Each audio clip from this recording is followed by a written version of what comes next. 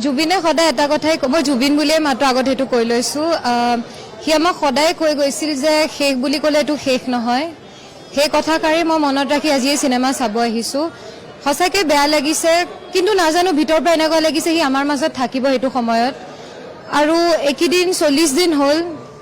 ক'ব গ'লে জুবিন আমাৰ মাজত নাই এতিয়া কিন্তু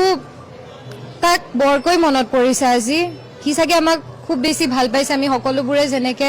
আগুৱাই আহিছো আৰু জুবিনে সদায় এটা কথাই কয় যে নতুন প্ৰজন্মৰ ল'ৰা-ছোৱালীবোৰে সদায় ভাল কাম কৰি যাব লাগে মই জুবিনক আজি ইয়াৰ পৰাই প্ৰমিস কৰিছো যতে আছে যে মই বিৰিনা আমাক নিজৰ ছোৱালী বুলি মাতিছিল যে আমি সদায় তাৰ আশাবোৰ পুৰা কৰি যাম আৰু সদায় ভাল কামবোৰ কৰিম বুলি আশা কৰিছো উই ৰিয়েলি মিছ ইউ জুবিন আজি তোমাক বহুত মনত পৰিছে জুবিন আৰু যতীন এটা জ্যোতি যিটো জ্যোতিৰ কথা সকলোৱে চিনি পায় জুবিন যতীন মুনিন আজি জুবিন যতীনৰ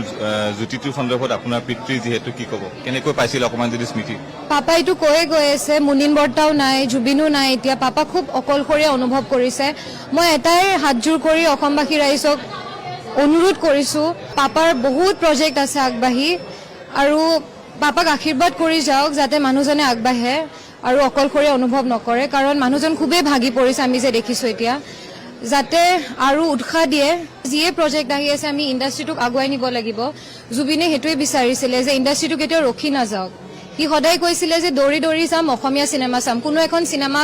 কেতিয়াও স্পষ্ট কৰি কোৱা নাছিলে তো আমি হেতুৱে আশা কৰিম যে অসমবাসী ৰাইজে যি সিনেমা নহওক কিয় সবে ভালকে চাই যাওক জুবিন যতে আছে